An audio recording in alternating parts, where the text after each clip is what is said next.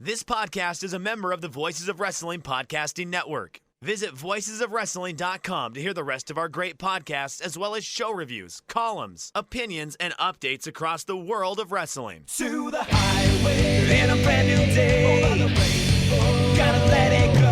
So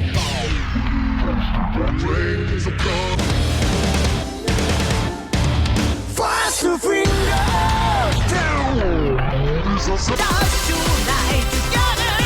Hear everyone singing.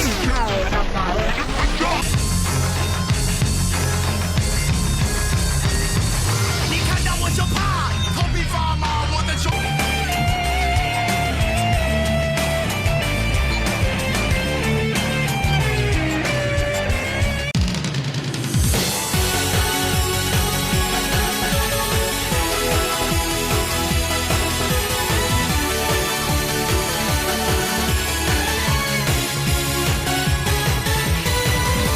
Welcome back to Open the Voice Gate for November 10th, 2020.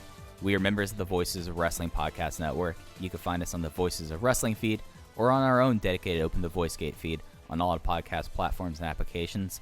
You can follow us on Twitter at Open Voice Gate.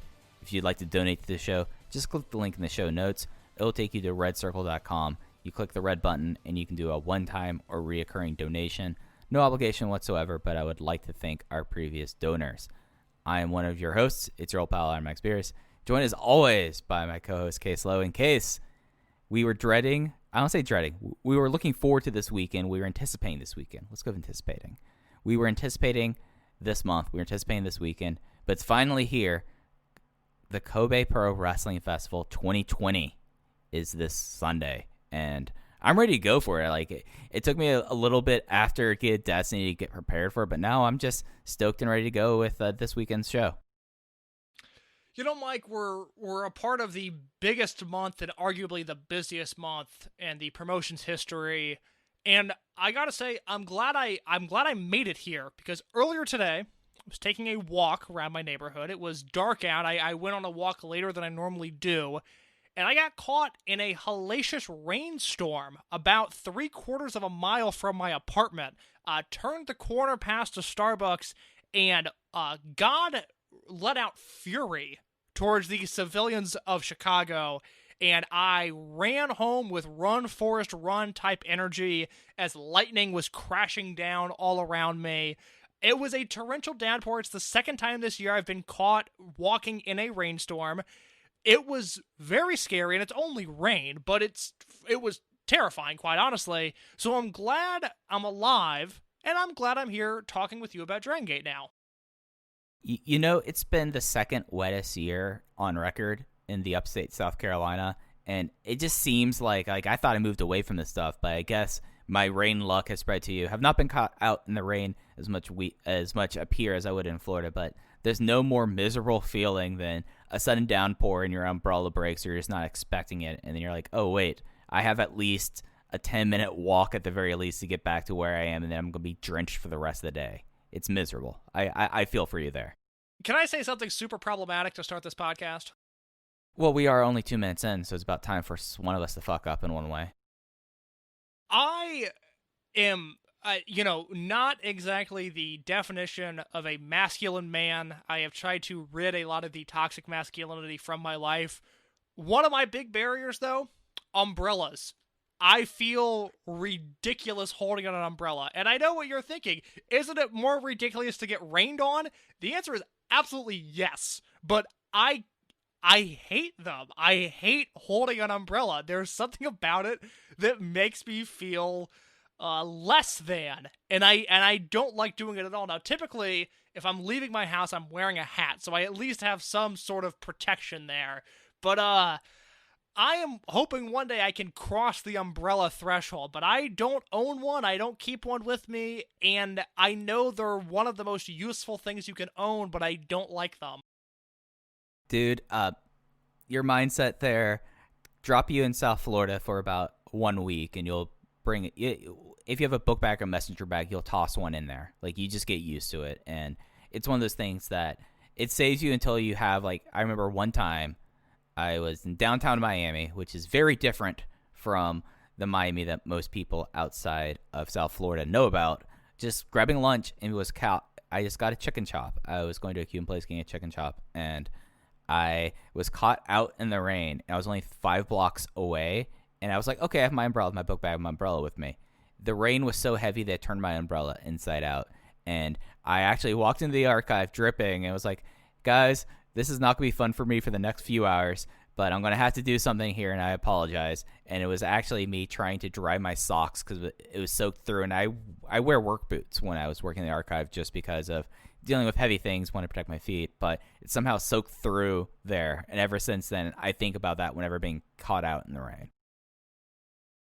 That is fair. Luckily, both times this year I've been on walks when it started pouring out. I've been running to my house. I've been running to my home.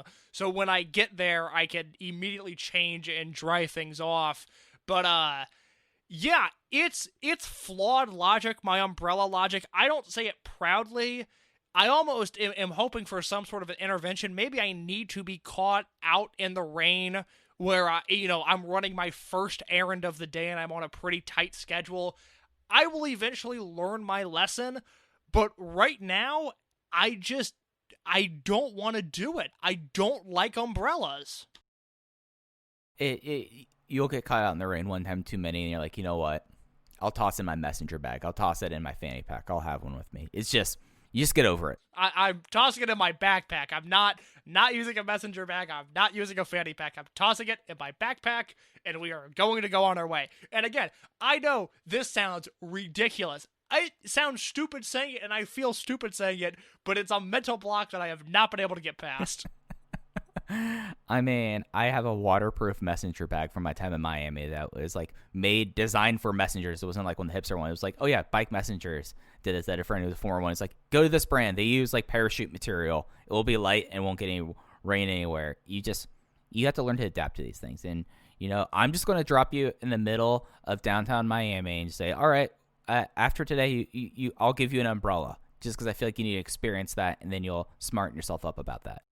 That's kind of the equivalent of when New Japan wrestlers go to Canada to prepare for the G1 and they embark on the toughest training session of their entire life to get in shape for that tournament. Mike is dropping me in rain in Miami, so I will learn my lesson. And it was kind of fitting you were talking about baseball hats, because the story of Dragongate going into Kobe World 2020 is the story of SBK and his baseball hat. In case, as we are probably two of the biggest baseball cap aficionados, enthusiasts that you will hear in wrestling podcasts, what are your thoughts about the SBK hat? America has been going through some changes. For so long, the red baseball hat was a sign of excellence. It was a sign of combining rap and rock into a sound that was truly magnificent. When Fred Durst was staying fitted, new era committed, and his red hat was getting a rap from these critics, it was cool to wear a red hat. And Mike, I don't know if you followed politics at all, but something happened about 4 or 5 years ago where all of a sudden it became incredibly uncool to wear red hats out in the open. And maybe SBK, KENTo Kobune, missed that message, but every time I see him with that red hat on, I think that dude's wearing a Trump hat. And it's unsettling until I read the font and I see SBK, and then I realize, oh, he's kind of just in his edgelord phase right now.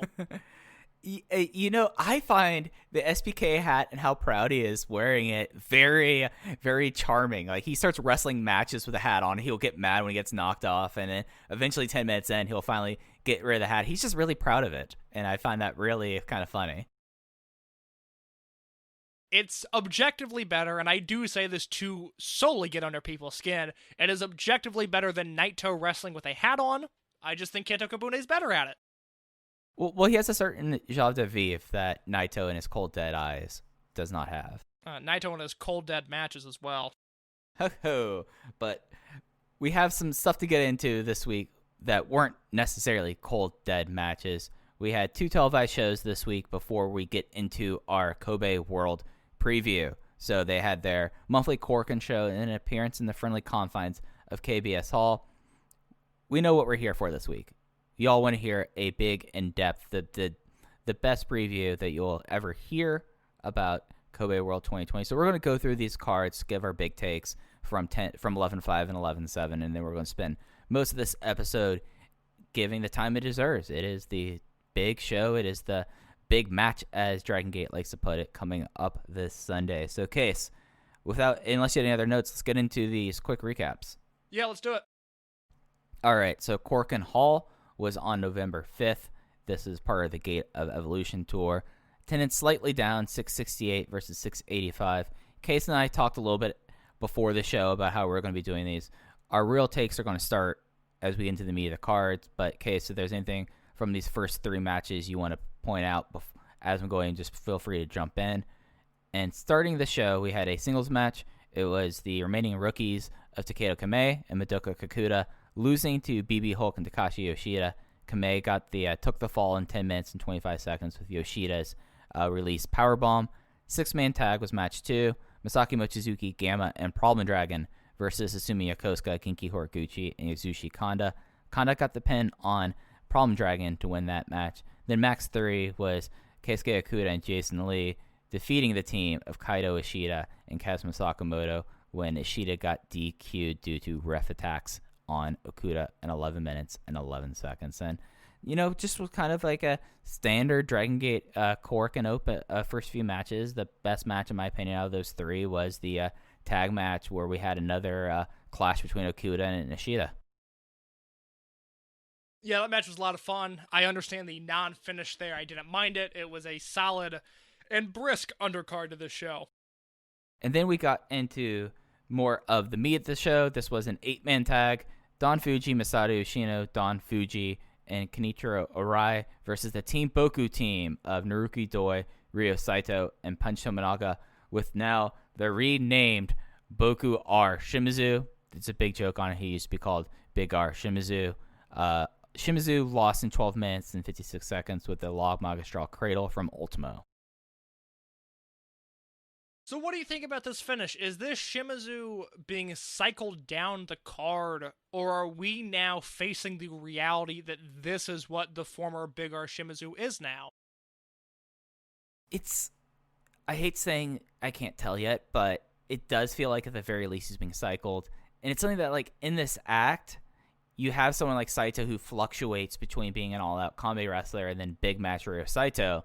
But you really kind of need Shimizu to be the top of the line appeal here, and it's something that's very stark with where he is, and it's something where, when we get into Kobe World, you notice how it's at least a cycle down. I don't know if this is the reality for Boku R Shimizu going forward, though. I think the perfect comparison is Saito. I think that's the future of his career. We'll get a Boku R Shimizu Dreamgate match maybe once every 18 months, once every 2 years. He'll be a Triangle Gate champion. He might even be a Twin Gate champion. But I really thought when he lost at Dangerous Gate that he would be toughened up and would become more serious and would be a main event level player truly for the first time in his career after, like I've said numerous times now, 2015, 2016, I really thought he was one of the 10 best wrestlers in the world. I really thought this guy was someone that maybe couldn't be a sustainable Dreamgate champion, but someone that deserved to be on the top of these cards.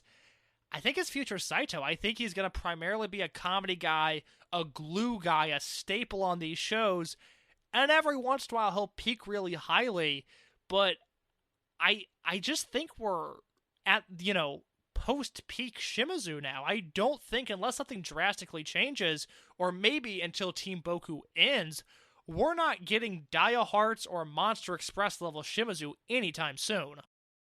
Yeah, and it's something that when you look at what's set up ahead, he is pretty much out of the mix in a lot of ways. And it makes you wonder, the generational war does feel like it's about to wrap up soon, but it does make you wonder, is he just not going to be a frontline player going forward? And it does really kind of feel like that the Boku R Shimizu, see, I said all three of his names for saying the right one, character does seem a lot like Sairyo going forward. It's a bummer. I'd like him to do more, but also there's just such a plethora of talent mid to, mid card, upper mid card, and main event scenes that, somebody has to fall off. And we saw U-T, who we're just about to talk about. He seemed to, at least upon his return, be down cycled a little bit below the Bravegate scene, which is his peak. Shimizu really got down cycled on the card, and in this current character, I don't get the feeling that he's going to rebound anytime soon, which is a bummer, but, you got to make cuts somewhere. Yeah. And you mentioned U-T. He was the big star in this next match. This was a 6-man tag. This was a Kobe World preview match that, unlike a lot of big preview matches, this one over-delivered. It is the two challenger teams will be facing RED at Kobe World on Sunday. The Torimon team is Dragongate, Shuji Kondo, and Kagetora.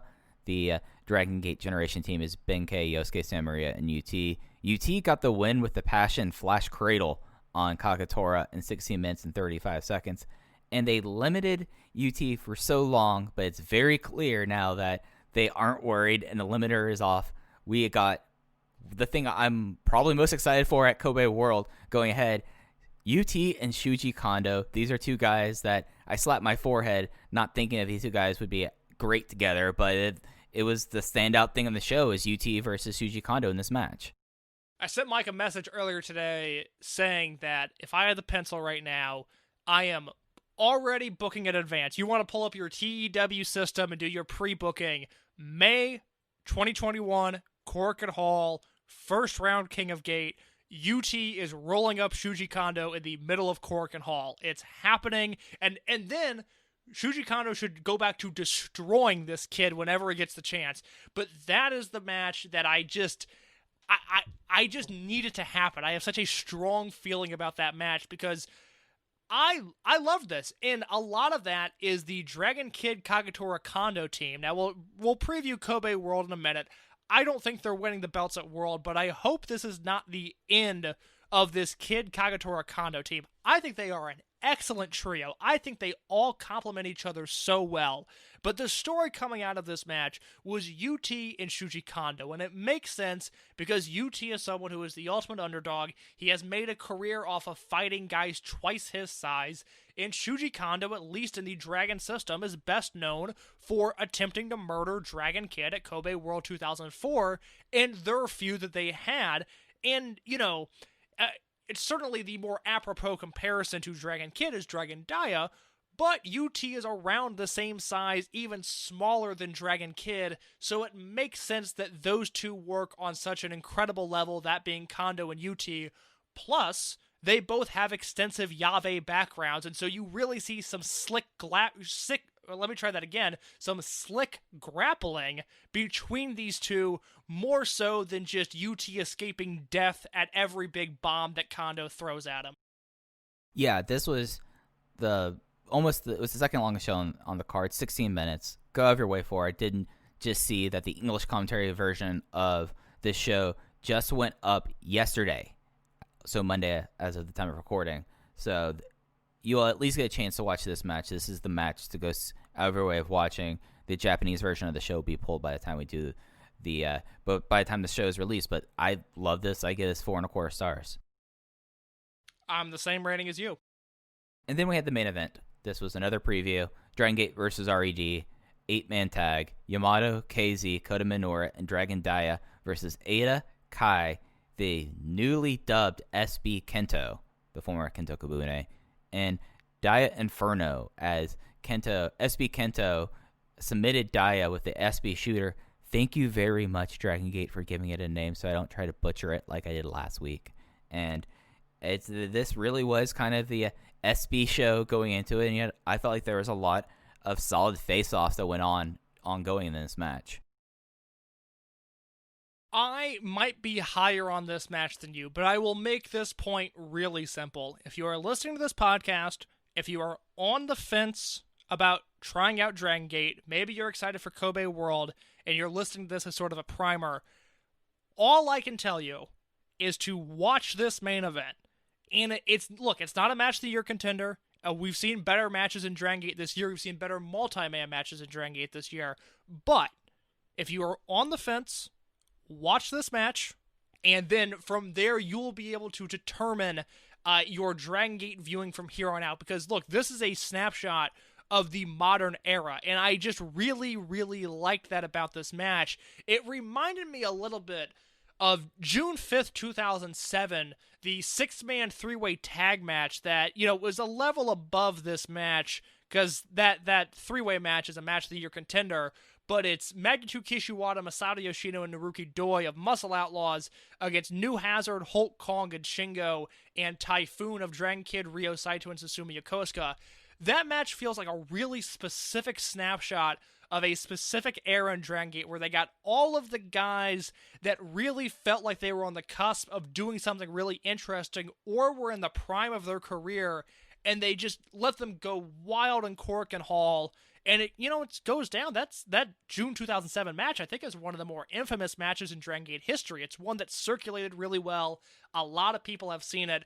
This match probably won't have the same staying power, but if we're talking about Dragon Gate in 2020, this is the match. These are the guys that matter. These are the stories that matter, and the post-match only adds on to that with the return of Shun Skywalker. So, Mike, I don't know what you gave this. In my review over at voicesofwrestling.com, where I give extended thoughts on all these matches, I went 4.5.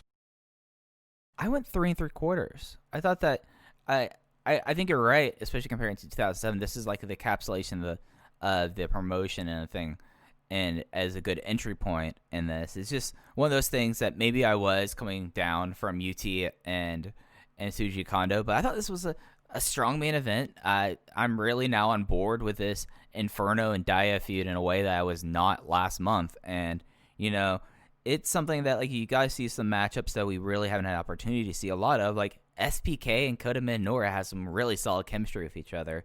And it's just a solid main event. And here's one of the wondrous things about Dragon Gate. If you're a new watcher, if this is the first time you're listening to the program, this match had 8 people in it. The oldest person in this match is Yamato at 39, and then Kai at 37. Everyone else in this match is under the age of 30, if not under the age of 25. Kento Kobune, who won this match with submission, is 20 years old. I mean, we're talking about, if everything goes right, if he stays healthy, if he doesn't flee the promotion, another 20 years of this. I mean, it's unbelievable. It's really unbelievable. And Mike, I think your rating is appropriate. It's probably a 3 3/4 star match, but maybe this is too meta or far too philosophical. Maybe I'm just taking my reviewing job too seriously. But I felt like I needed to give this 4.5 because I do feel like this match needs to be preserved and to an extent memorialized in some way, because like I said, this is Dragon Gate right now. We don't have Shima, we don't have Shingo. This is the company at large, and I just think that was really important to make note of. So I think I just have a very strong emotional reaction to that match, and because of it, I was much higher than anybody else I've seen. I think the semi-main event with U-T and Kondo, everybody I've talked to, the ratings I've seen, it's all around 4 1/4. I'm much higher on the main event, but I'm okay with that because I think it represented something larger. No, that's entirely fair. One thing I should note, KZ is over the age of 30. He's like 35. So just wanted to be factually correct here. He looks like he's 26. It's fine. Yeah. He's one of those guys like me that is sneaky old. I'm someone that not only have I been carded buying GTA 5, but earlier this year when I was doing campaigning during the Democratic primary for a certain candidate, the person that was my get out the vote partner thought I was in college. They thought I was like 19.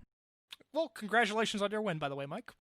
Oh, I mean, I'll take it. I'll take. I will say I'm in a much better state of mind than I was when we were recording this podcast last week, where around this time results for the election started pouring in, and it was going very poorly at first. And I don't remember if we did Dragon Gate USA or the weekly roundup first last week, but I know by the second show, I was just not having fun.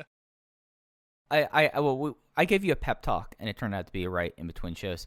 I right now stand to make over $100 on this election because while you're in a bad mood, I was like, I need to go check out gambling right now, and was able to get in right before it changed on Joe Biden plus 180. So I'm in a lot better mood too. I'm about to get $110. Look, I grew up in a house where there weren't a lot of strict rules. Like my parents really don't have strong feelings about things that don't affect them in a negative way. They're very worldly people. I don't want people to get the wrong idea. But the one thing that I always grew up with, my dad hates gambling, and he doesn't like gamblers, and I grew up just thinking that all gamblers are degenerates, and I really reinforced that with people betting money on the future of our country. I was disgusted at the bets being thrown out there. I guess, it's better to bet on Trump and maybe make a little scratch as we watch democracy crumble. But oh man, my degenerate alarms were going off all week last week. I could not believe it. Here's the difference in our two upbringings. My parents took me to the horse track when I was 4. Oh God, yeah, no, not my parents, not at all. Anyways, so the post-match, as you mentioned, we had another face-off with Shun Skywalker and Eita. SBK kept on the SB shooter for like 2 minutes after, to the extent that I was like, man, they are really making the gimmick of that no one can get out of this hold underway. Then we had a big brawl, and Shun Skywalker came out doing the same stuff he did at Gate Destiny. And then our final note on the show is that Eita broke the dream key that he had on the title belt. Do we think at Kobe World, this is, you know what? If this was a prop bet, I would put money on this because I think it'll happen. Do we think at Kobe World, Shun Skywalker is going to enter with his entrance music, or are the lights going to go down and he's just going to appear in the ring? I kind of want him to just appear in the ring, but I assume that they're not going to. Like, if they do that, like, that's an interesting bet to me because I can see them going either way. It's one of those... if they're going to do that, he either has to be under the ring the entire show, or they have to cut the lights, and this man has to run down the Kobe World stage in the dark and get to the ring in time. I've talked myself out of it, but the visual of Shun Skywalker running through Kobe World Hall in the dark to get into the ring is my new favorite visual. Well, if they have an extra long pre-match video, then you could pretty much...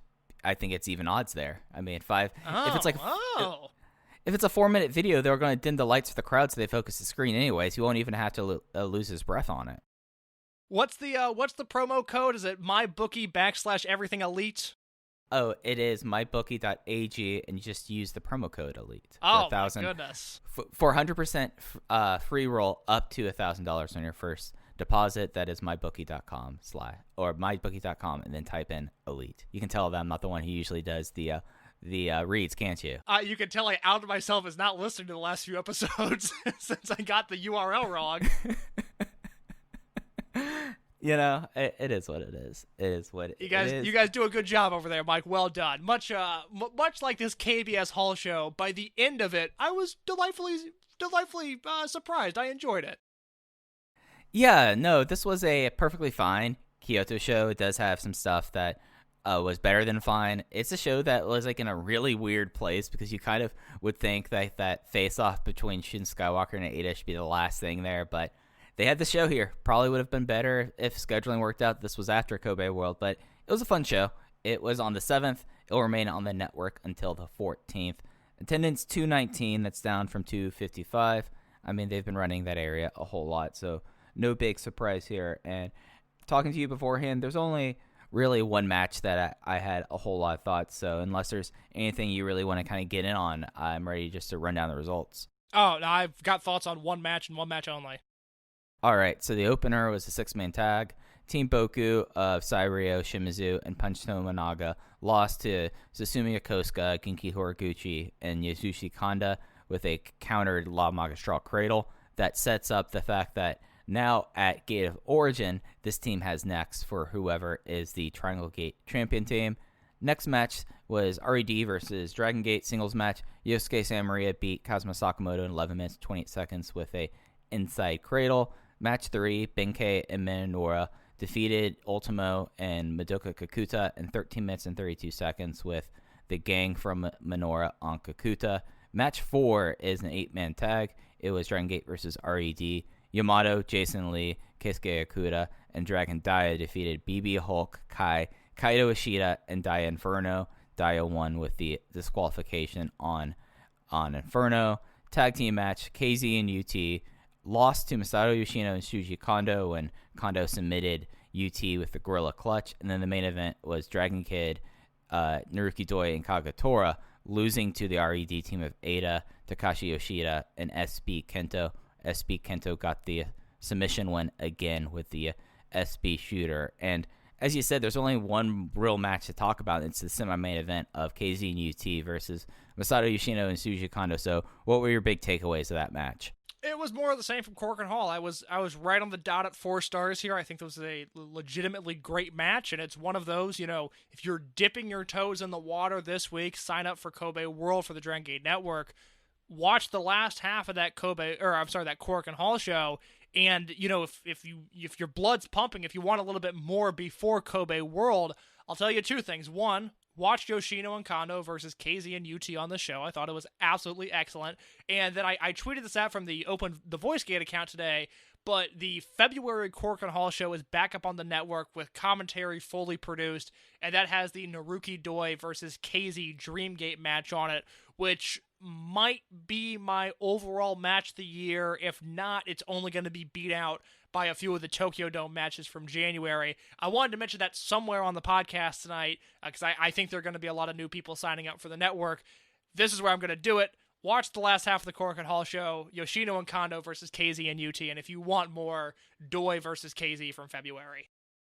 Yeah, no, 2-7 is still my match of the year, so worth going out for way for, and just was a great tag match. I mean, this was like another perfect way of building up things to the Triangle Gate, and you also had Yoshino who took the light and tying UT up into knots. It just was a good time. It was a solid quarter hour. I give it 3 3/4. It was easily the match of the night.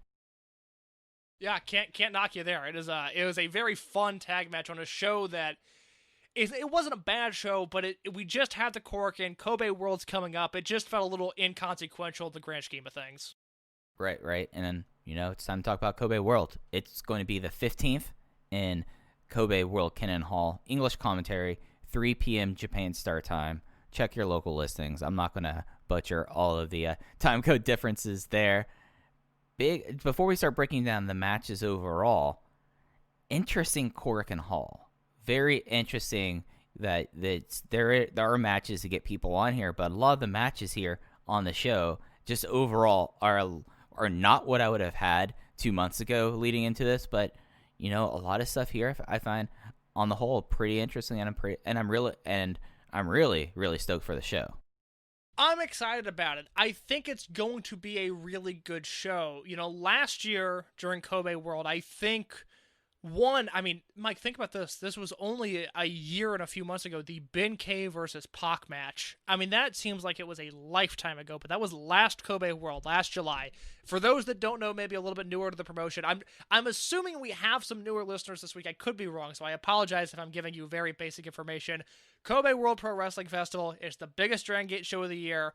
Outside of the top New Japan shows, it's the biggest show in Japan every year. I think that's fair to say now, because I don't think Noah or All Japan, unless they're running Sumo Hall, they're not running bigger venues, and I think they don't fill up those venues, and Dragongate typically puts on a pretty nice house in Kobe World Hall. Normally this show takes place in July. For a while it was taking place the first week of July. Now it typically takes place the third week of July, but because of the globe and the pandemic that's happening, it was moved to November of this year.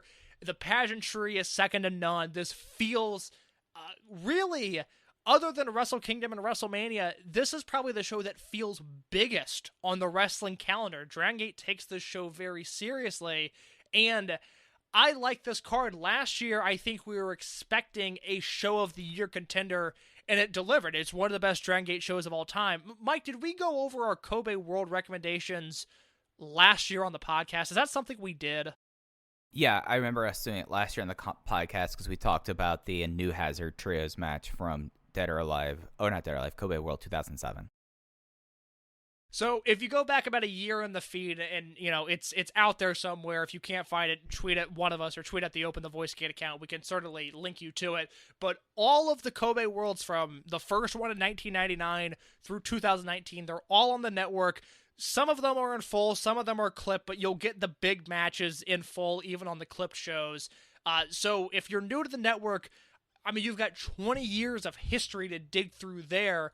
This year, I I don't have show of the year vibes. I don't even know if this will be a better show than Dangerous Gate when things are all said and done, but I do really like most of this card. Yeah, there's just a lot of things offered here and a lot of things that, don't happen too often that are happening here that makes me really intrigued with it. And this is such like a big show for Dragongate. This is the first time that since I can remember, outside of that one Dead or Alive, they had a lot of singles matches to build up the cage, that they had a 9-match main show card. Like, that's how serious this show is to Dragongate. And outside of, if you take take New Japan out of the picture, this will probably be the most attended show for the rest of the year in the world.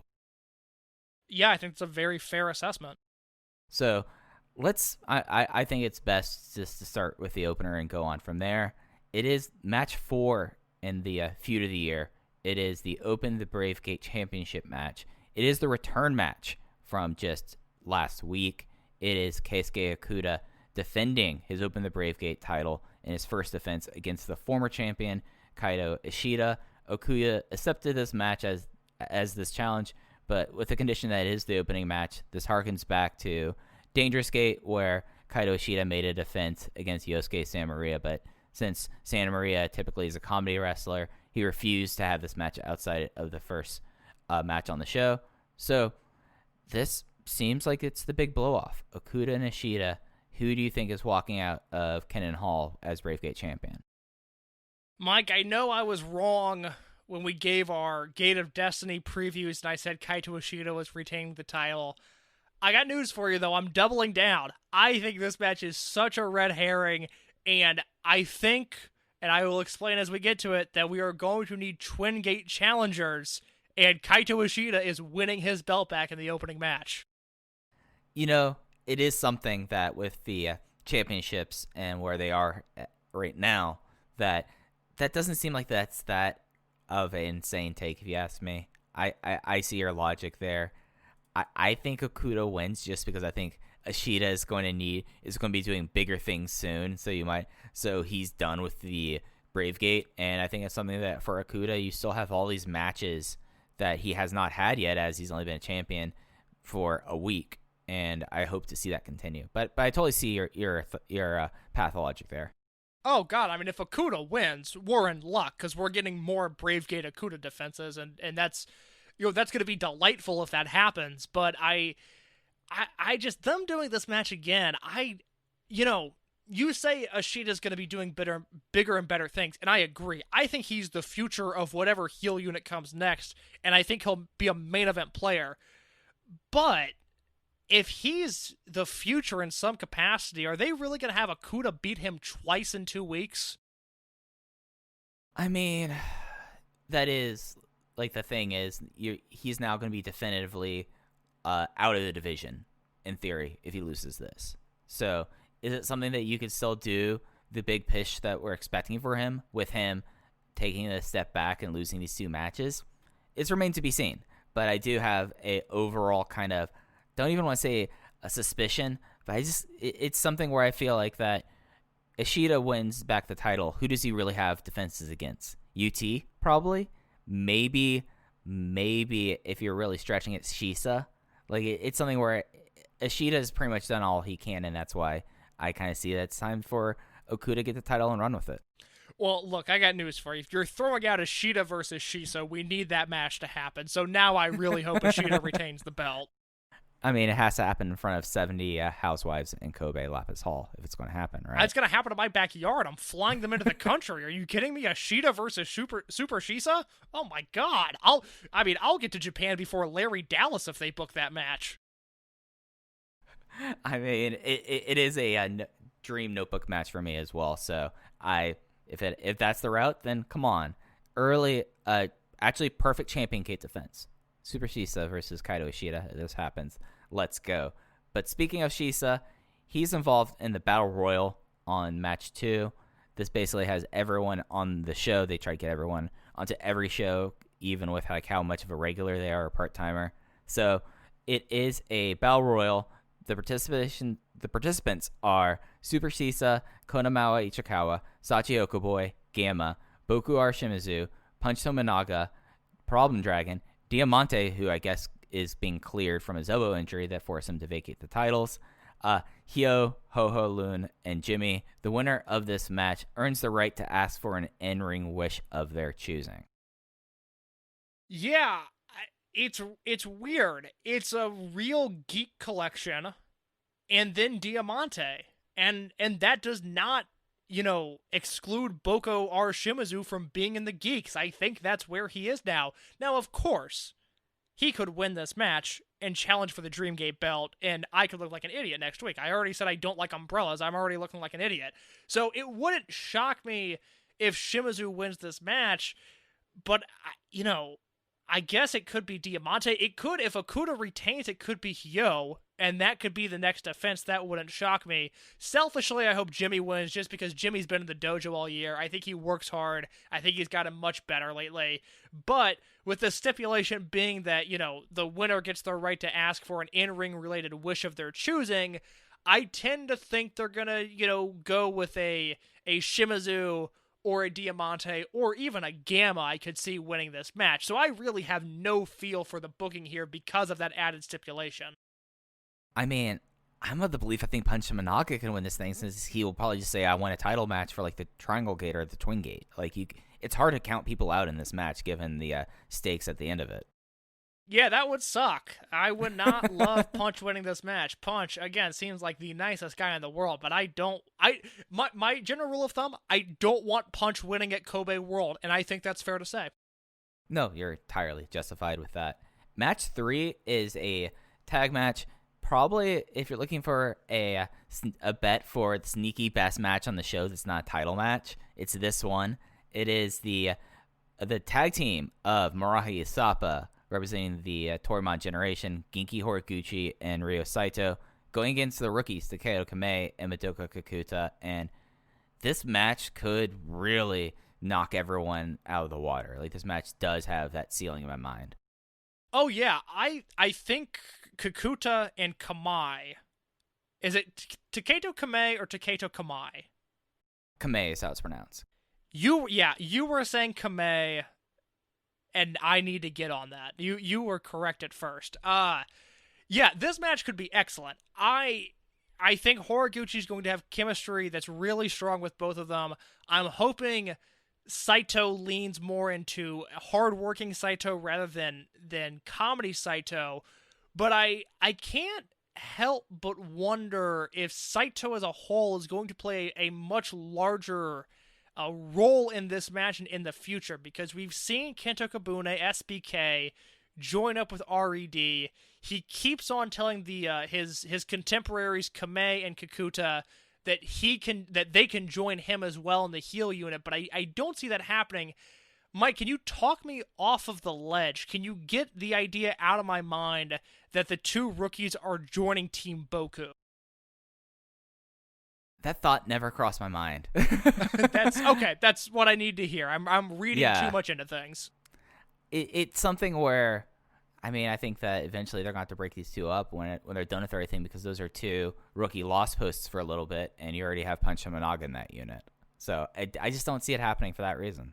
I'm very much okay with that, but it was something that I couldn't entirely ignore. I do think the rookies are winning this match. I think that is a fair assessment, actually. A very easy prediction to make.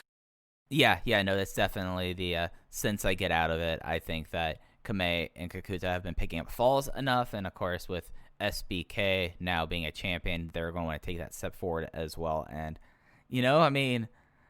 Genki's not really protected. Ryo Saito can take falls, so it's not like you're putting Yamato and Benkei against these two.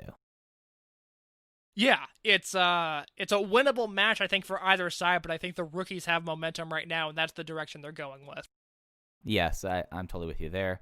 First of our 3 special matches, these would be main events anywhere in the world. When you lay your head down on your pillow when you sleep, you think of Ultimo Dragon, Masaki Mochizuki, Don Fuji, and Taru versus Asumi Yokosuka, Yasushi Kanda, Kness, and Taru Nohashi representing Michinoku Pro.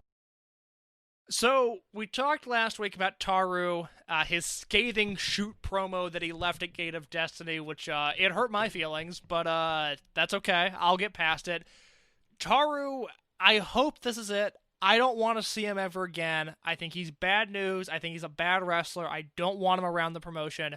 I understand, though, with Ultimo being back, he's trying to mend and heal as many relationships as he can, and Taru being back on this show is great symbolism, even if he's just an abysmal wrestler and always has been.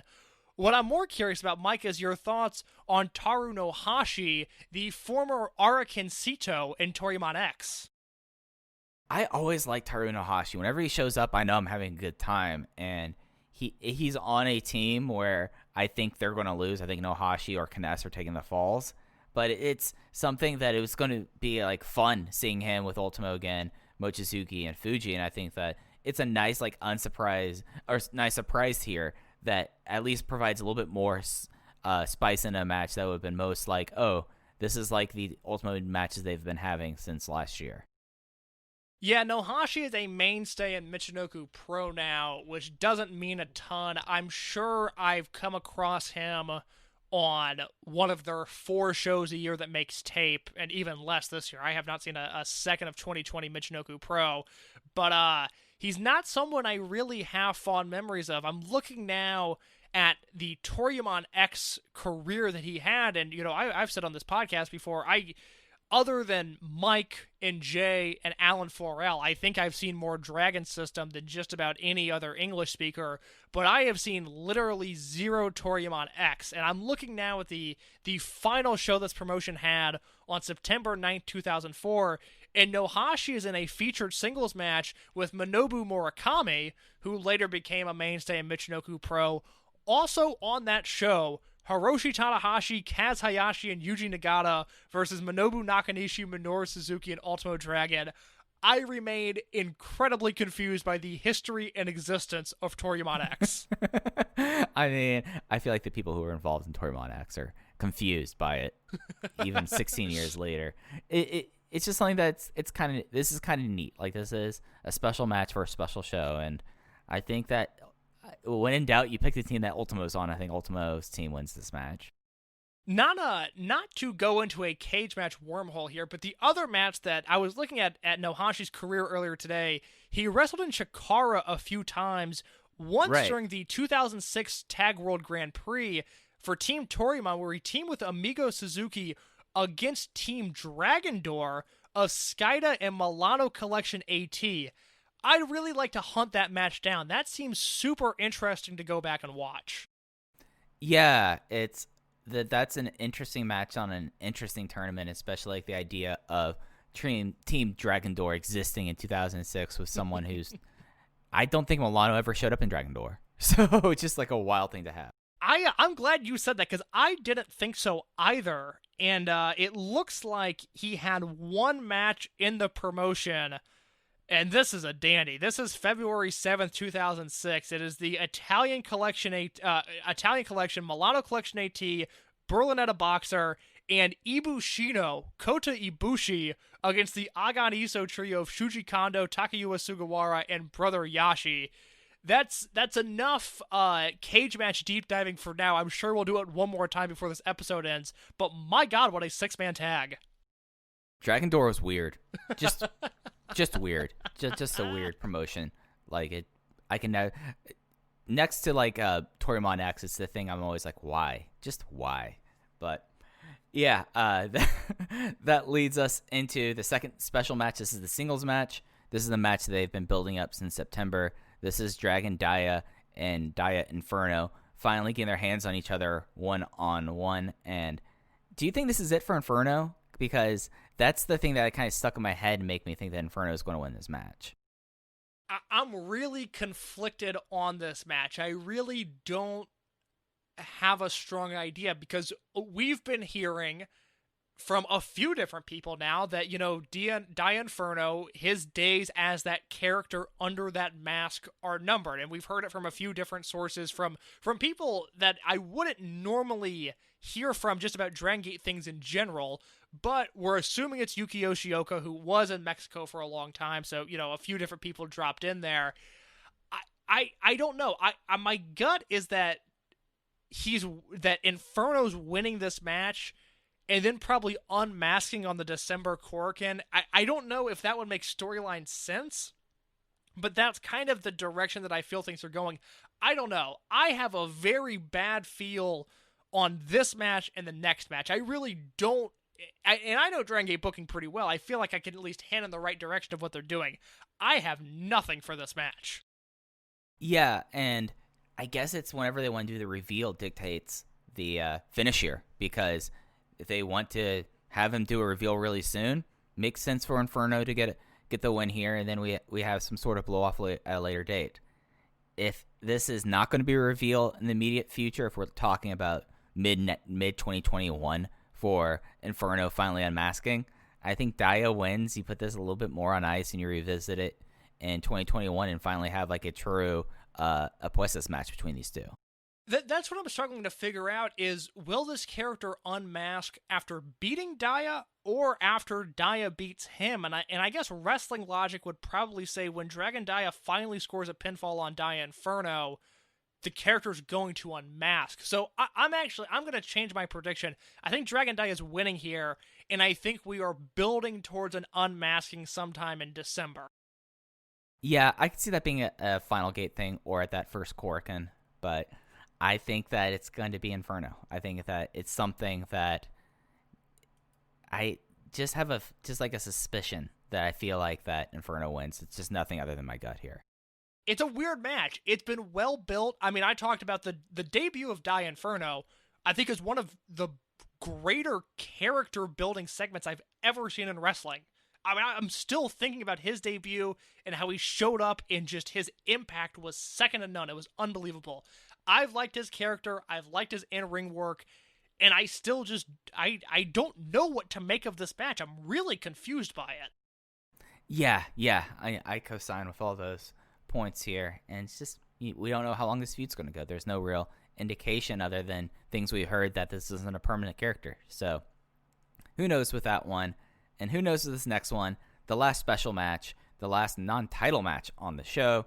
It is the special six-man tag match. Naruki Doi and Masato Yoshino. Doi Yoshi are teaming with Toru Owashi, who he is a DDT wrestler, but I guess he is freelance, but it's against the Dragongate Generation team of Yamato, KZ, and Strong Machine J. And I think it's a Dragongate Generation win. I think that it's something to build up this team, especially someone like Jay who does not have a major win under his belt, and I could see him pinning Masato Yoshino at the end of this match. This is a weird match, right? Like this... Oh, sure, yeah. This feels a little bit thrown together, and we talked about it a few weeks ago about how Yamato was weirdly out of place at Kobe World, which is never the case and has not been the case since probably 2008. But, yeah, I don't know what to make of this match. I think if Strong Machine J takes the fall, if he's the one that's pinned or submitted, I think that will say a lot about his future and, you know, whether or not he can be healthy on a regular basis, whether or not they still have the faith in him that they had last year. I think we'll learn a lot there. If he pins Yoshino or Doi or Awashi, who every time Awashi shows up, I'm always afraid that he's going to become full-time, that I dread a post-match promo where Ultimo says, hey, why don't you come by here monthly? I don't want that. I think Awashi's fine. I think he's also fine because he's coming in 4 times a year maybe, and I don't need more of him than that. But I think he's taking the fall, and I guess Jay pinning him, if he can get him up for that Devil's Windmill suplex, is probably the right answer. It's just... I don't know, it's a strange match. It's just a weird collection of talent, and, you know, because we haven't heard anything either behind the scenes or from the promotion themselves about Yoshino retiring at the end of the year, I'm going to assume Yoshino's wrestling through at least the first half of 2021, because this does not feel like Yoshino's farewell to Kobe World Hall. Yeah, that's the wild thing about this, is that I would put the chance on Yoshino retiring or wrestling at Pro Wrestling Festival 2021 at very low. So it does really feel like, though, that they had everything else kind of planned out, and it's weird that these 5 are the 5 that do not feel like they had a distinct plan going into this match, and it makes you, at least well, not to speak for you, but makes me wonder if it's like a big red herring that this is it. And I can't shake that feeling. I don't expect it, but just with how this match is constructed in such a kind of an odd way, it's hard to get a read on it. I don't think so. I just think Dragongate and Yoshino in particular, when it's will know. And I don't think they're going to throw us a curveball there. It's weird to think that Yamato's the one that sticks out here, because Doi, Yoshino, and Awashi teaming, I think that would make sense on a normal Kobe World show. That doesn't surprise me at all. It's Yamato not having a featured match that is really just eye-catching to me, just because, again, it's Kobe World, it's Yamato. He's more often than not, he's wrestling for the Dream Gate. I thought that's what he was going to be doing this year. I thought it would be Yamato versus Eita, and it's not, and so it's just a strange match, but I think Strong Machine J will be involved in the finish one way or another, either pinning Awashi or Yoshino, or if he's getting pinned, I think that is a sign of bad things to come for the masked man. Yeah, that's the real bellwether in this match, is on what side the finish Jay is. I'm totally on board with you there. Then we get into the other 3 title matches on the show. The first one is Dragongate Generation Champion team of Kota Minoura and Jason Lee defending the Twin Brigade against the team that confuses all of us, the RED team of BB Hulk and Kai.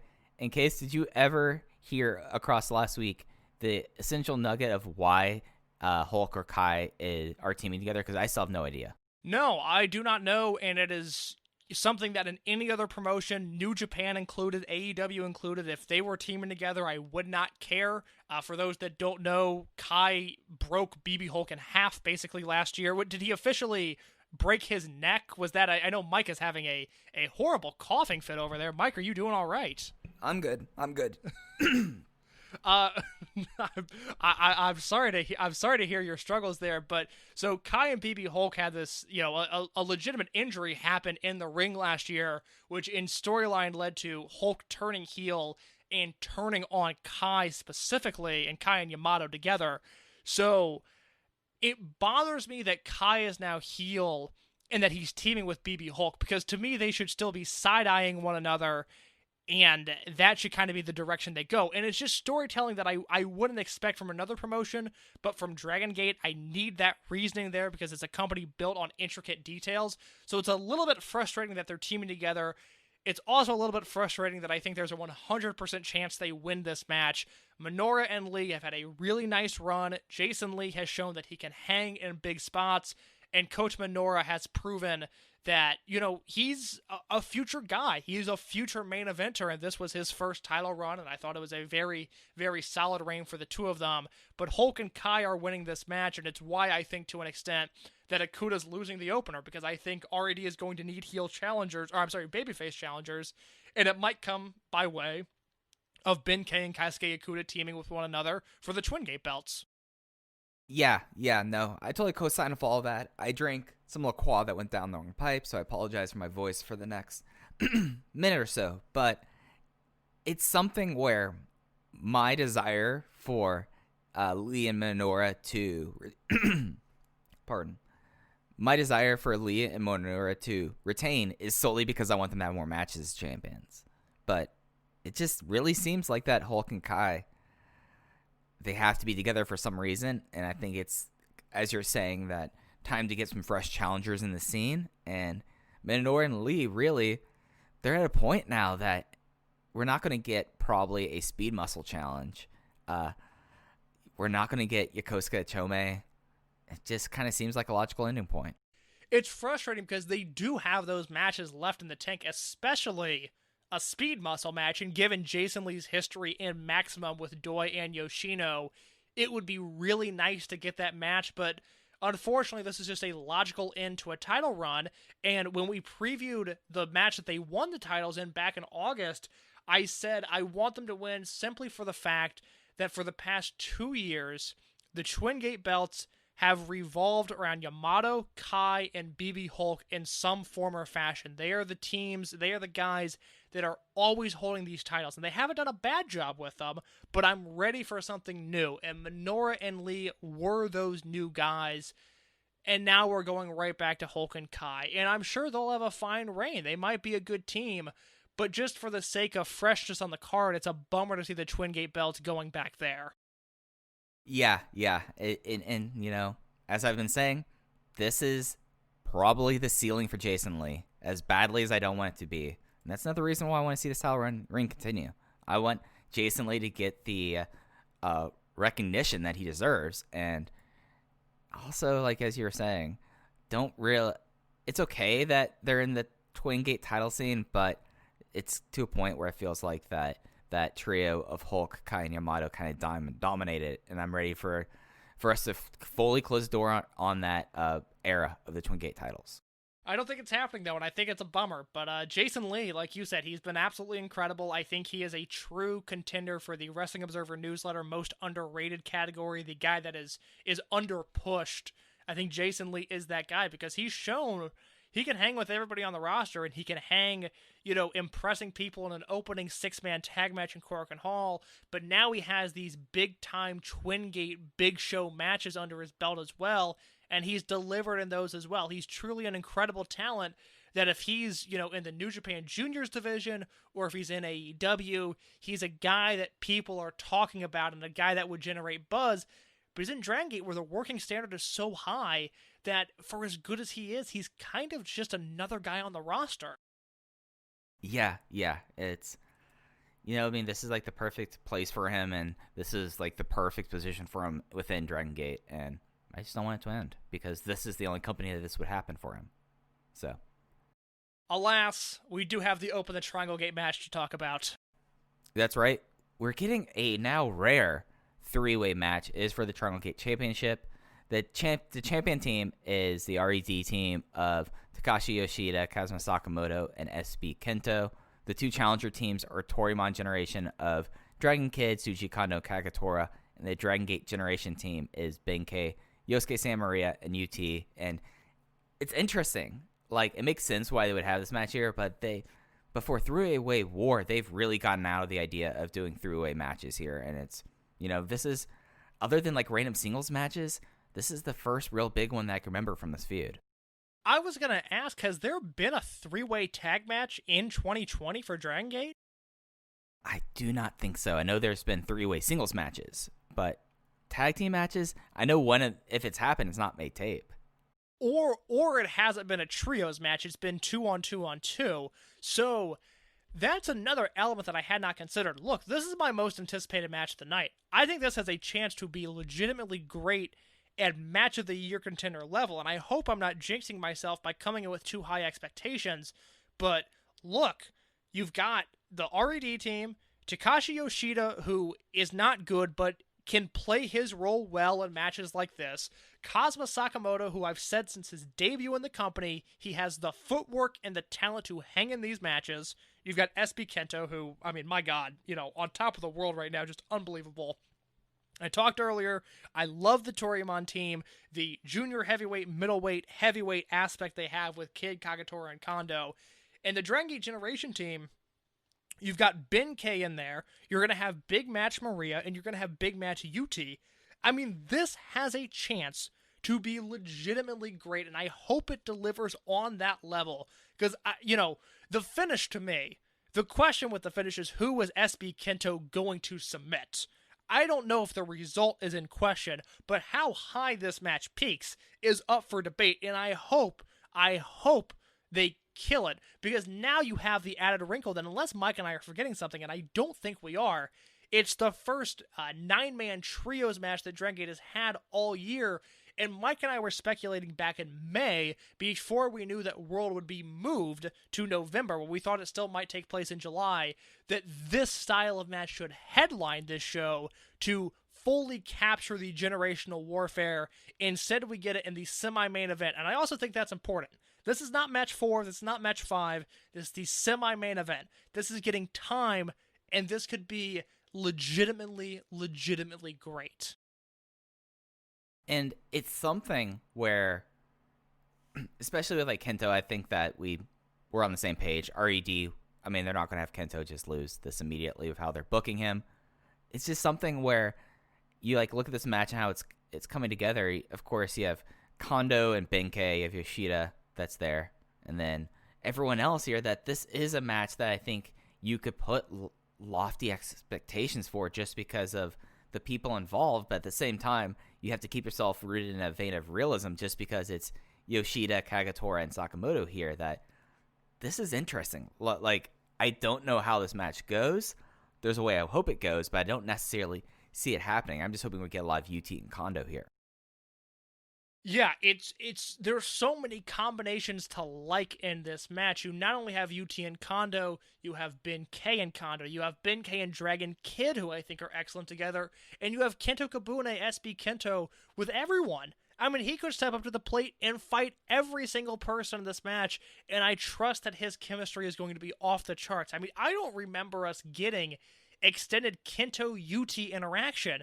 That's another one of those things they could have a flurry of moves in this match that are going to be unmatched by the rest of the wrestling world. I'm just so excited to see what these guys come up with. And, now that I'm thinking about it, it's UT in the semi-main event of Kobe World. This will be the biggest match of his life. UT delivers in big matches. I really think this is going to be a special match, even with the handicap of Takashi Yoshida being involved. And it's something that, even to Yoshida's benefit, he's shown some really good chemistry with SB Kento.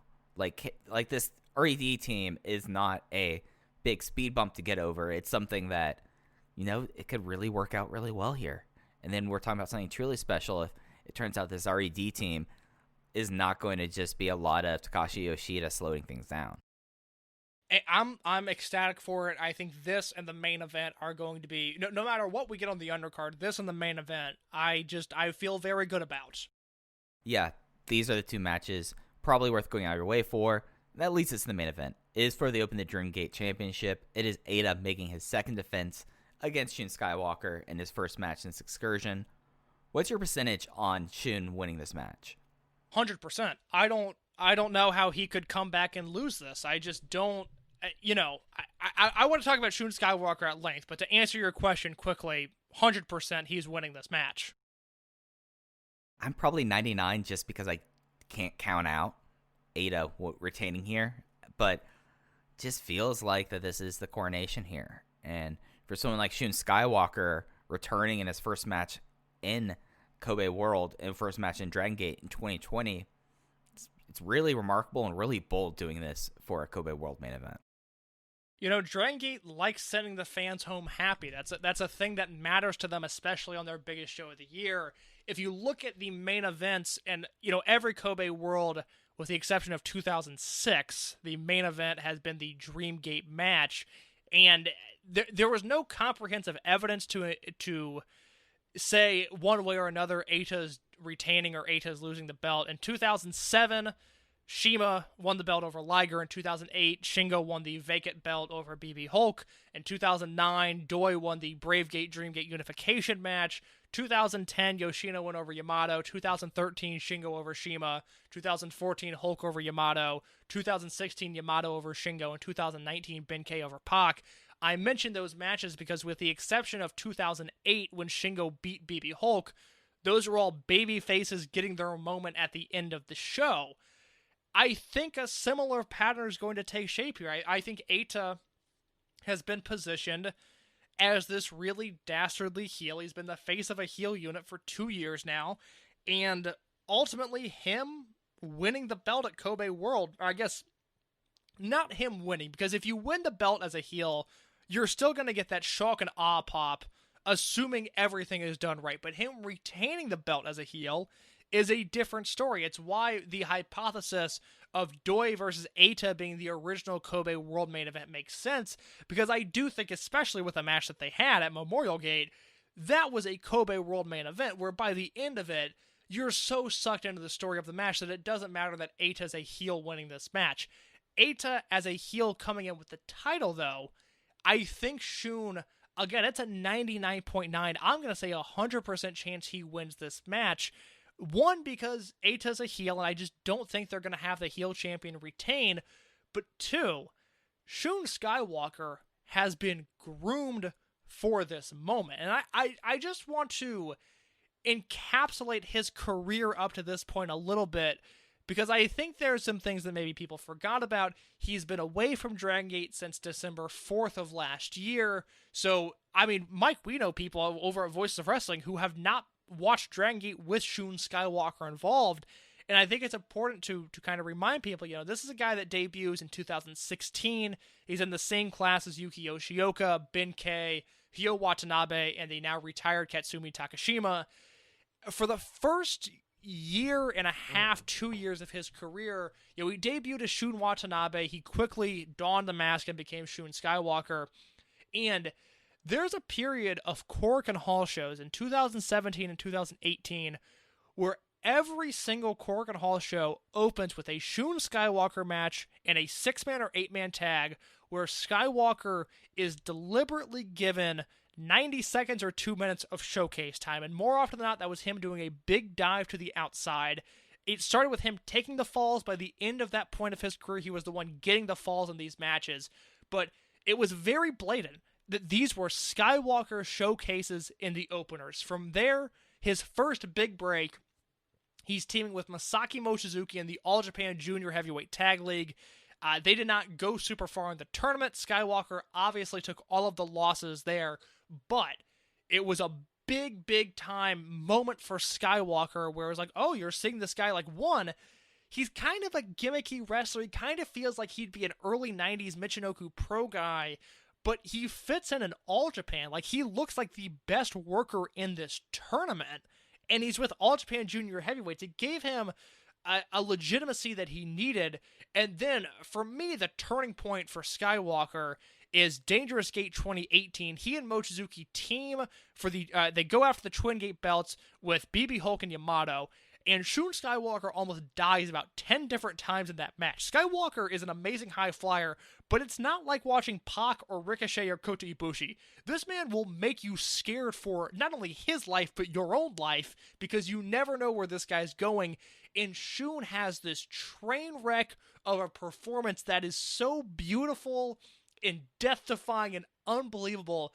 And from there, it really seemed like he figured out just how to be Shun Skywalker to the fullest extent. He's got a 20-minute draw December 4th, 2018 in Korakuen Hall with U-T. That leads at the beginning of 2019 to the Rookie Rankings Tournament, which he wins. He beats Kaito Ishida in the finals in January at that Korakuen Hall show.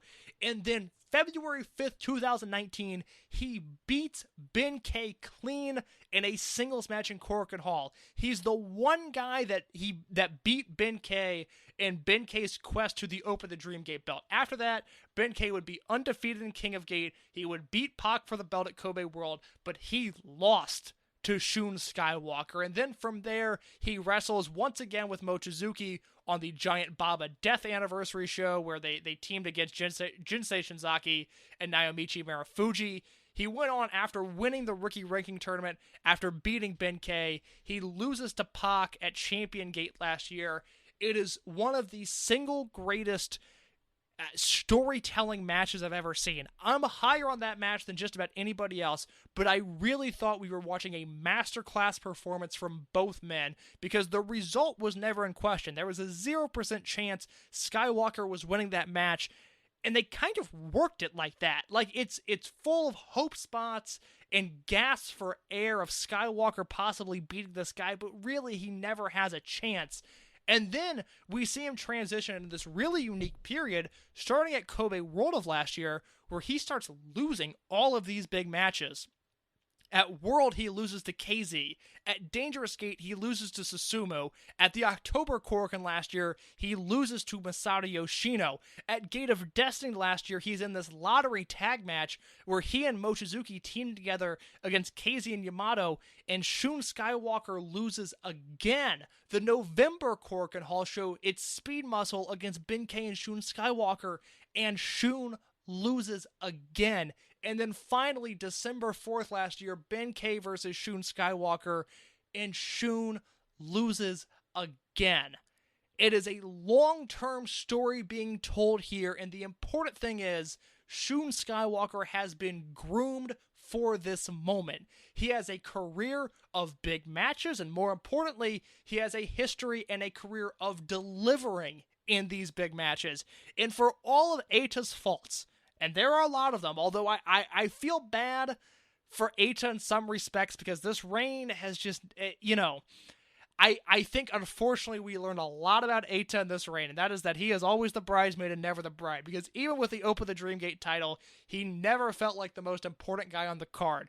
But he's done his duty. He has held the belt from August to November to get to this point, where the coronation is going to be Shun Skywalker ending Kobe World with the Open the Dreamgate belt around the waist. It's not fair to call him an ace. We're not going to call Shun Skywalker the future of this promotion, but he is the man for the moment, and he is your next Open the Dreamgate champion. And it's something for Shun that it's not just like the man of the moment, and it's not him representing like future acedom. It's just representing the future of the company, because the big story of Dragongate, really since 2015, I would say, and I'm writing an article, a column about this that should be up, if not Friday, up Saturday, talking about how Dragongate is in this position that a lot of promotions face, and it is, especially in Japanese wrestling, that your bedrock person in your promotion, your Misawa and Kobashi and Noah, your Riki Dozen, even in the first ever promotion Japan had, they're so reliant on these guys. And whenever something happens where they pass away, leave wrestling, or retire, a lot of these companies crumble. And it's something that with Dragongate, they've been very fortunate that for the first 21 years of the promotion, they based it around wrestlers that were very young in 1998 and 1999. You talk about Dragon Kid, you talk about Ryo Saito, you talk about Shima.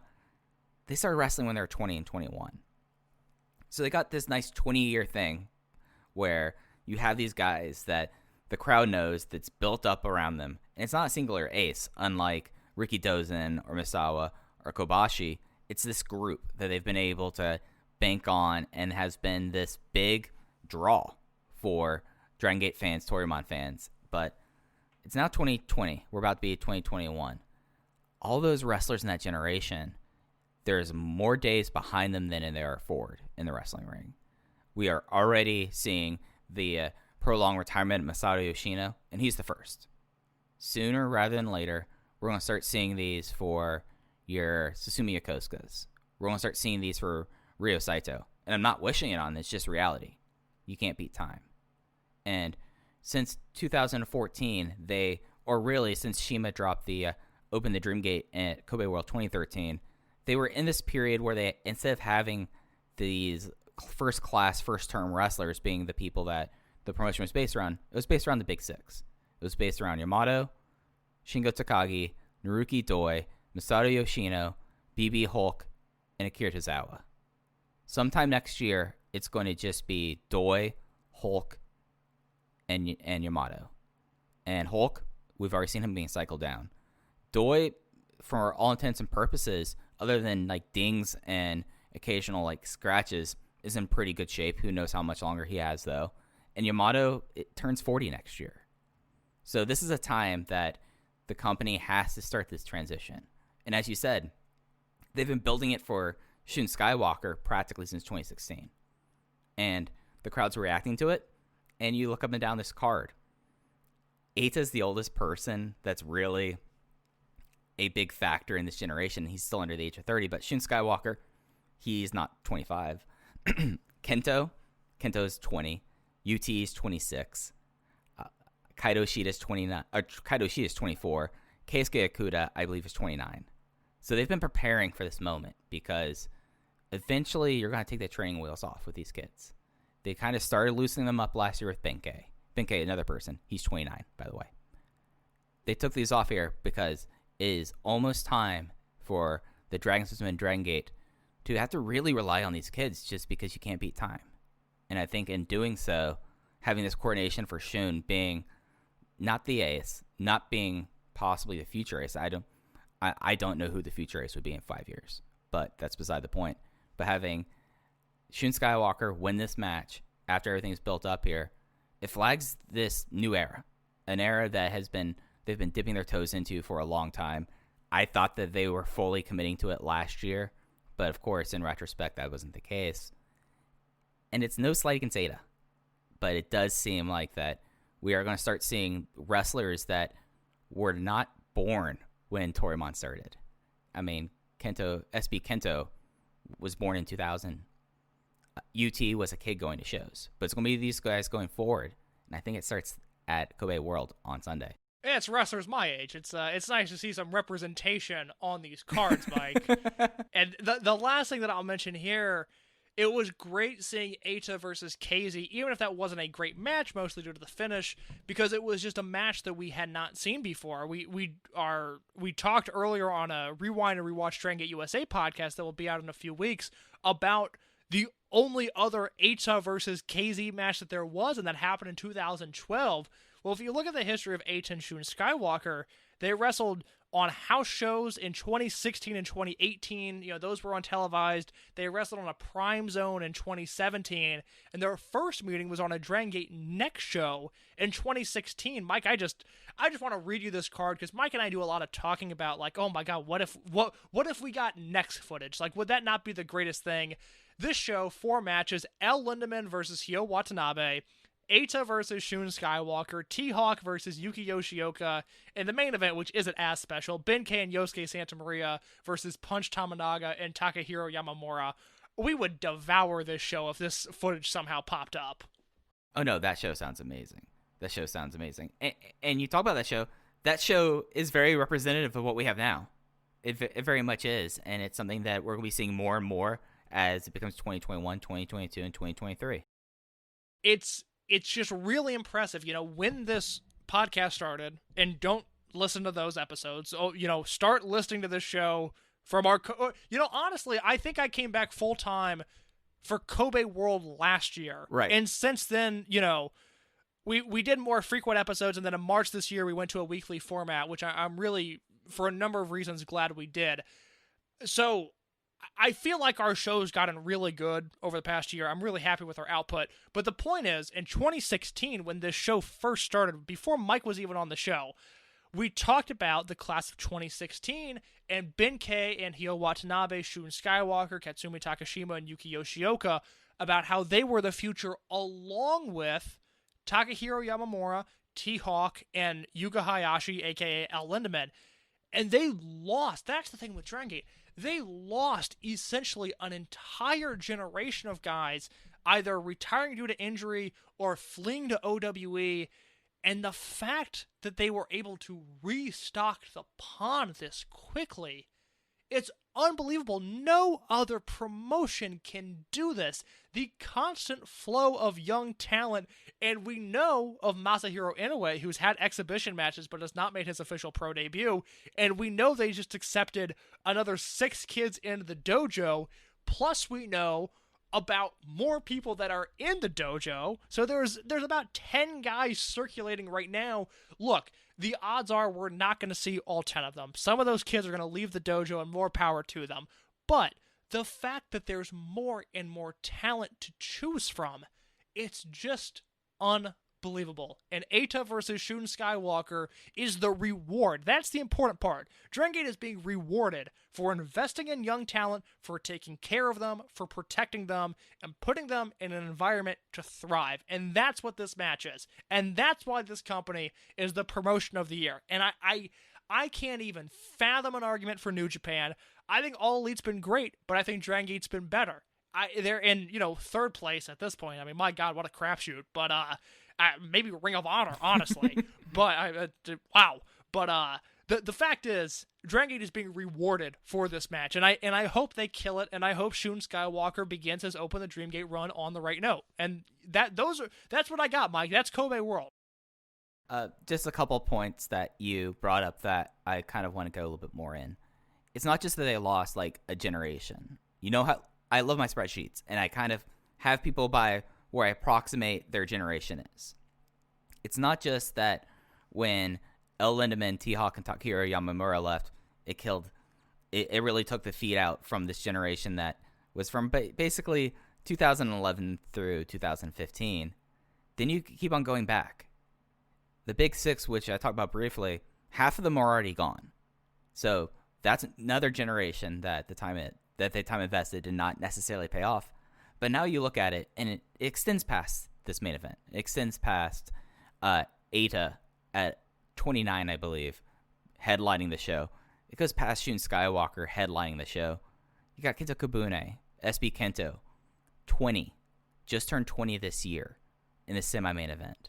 You have U-T there as well. Born in 1994, 26 years old. Kodama and Nora in the third highest match on the show, a championship match, 21. Then you scroll all the way down the opener. Keisuke Okuda and Kaito Ishida. Okuda's around 29. Ishida's 24. No other promotion's been able to prepare themselves like this because no other promotion would have the foresight and have the courage to say, this guy is just turned 20. He's not even past his rookie year. We're putting him in the semi-main event. In New Japan, Kento Kobune is still 5 years away from having serious wins. In WWE, he's not even signed because they don't sign people really of his age. Only Dragongate and some Joshi promotions, but Joshi promotions operate on a drastically different time frame with people's careers. But only Dragongate's able to have the courage to say, we believe in this guy, we prepared him for it, now go knock them dead. Only Dragongate is in a realistic expectation that only 1 out of the 4 title belts coming out of the show would have an average age above the age of 35. And you do that investment, you have the best training system in the world. There are people who are not Japanese people that travel to Japan, and they're not even booked, but they will travel in Japan just to spend a vacation, spend a break, take time away from work, or just go to train at this dojo. It's that remarkable. And it's even more, and what we're seeing now is at what I argue, and I might be way off base on this, and probably a moment that's as crucial as the change from Torimon to Dragongate and rebounding after Shima and OWE happened. This moment's up there because this all goes to plan. The next 15 years in Dragongate, barring some unforeseen catastrophe, drama, or whatever, they're good. You can't say that about any other promotion in the world. And I'm dead convinced of that. Yeah, I mean, we talk about this every week now. No one's doing what they're doing. They're the best promotion in the world. I think Kobe World is going to be a home run. And, I really hope, if anybody's on the fence, again, November's the month to do it. You're running out of time, though. We're halfway through the month now. But it's just, God, there's so much good stuff happening in this promotion right now. It is so exciting to be following this promotion on a week-in, week-out basis. And it's something, and I hate doing this, case. I'm going to pull out the vet card for a second. I hate doing this, but I need to do this once. So, this is something that it rewards their viewers for your new coming fans.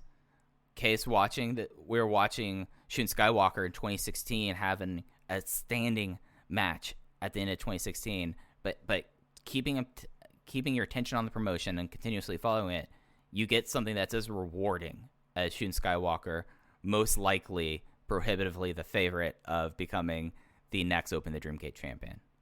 And it's worth it. Oh my God. I mean, if you would have told me when he debuted under that mask that he would be challenging for the Dreamgate title once, let alone at Kobe World, there was no chance. I mean, this guy looked like a walking dinosaur. It was the most bizarre costume I'd ever seen.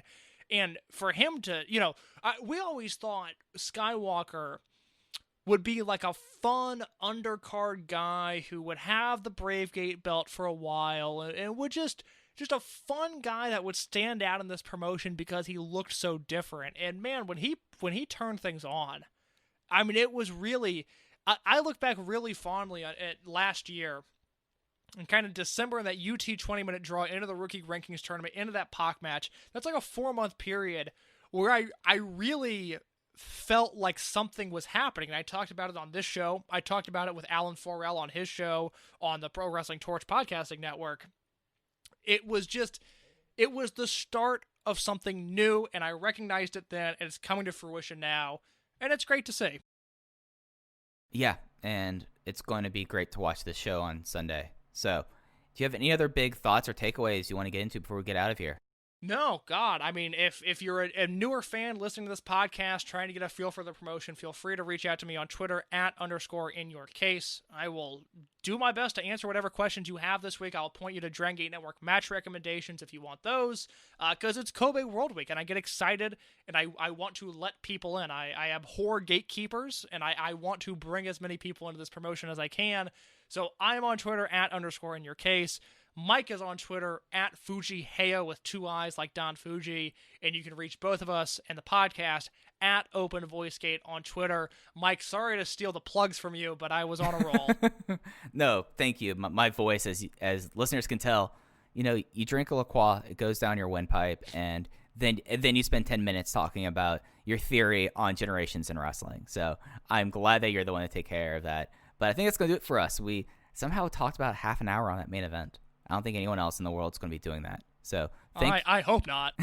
I mean, we're pretty sick people. We went sicko mode on the show, but it's Kobe World time, damn it, and we will go sicko mode on Kobe World.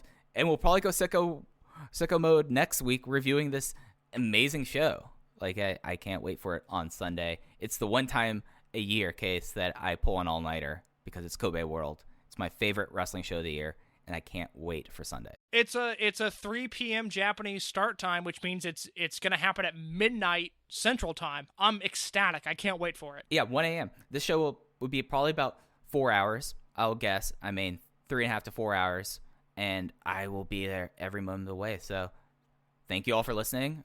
For any of the new coming listeners, thank you for trying this out. Again, as Kay said, you could hit us up on Twitter. But that's going to do it here for Open the Voice Gate. We'll be back next week with a review of Kobe Pro Wrestling Festival 2020. So for Case, I'm Mike. Thank you for listening. Take care.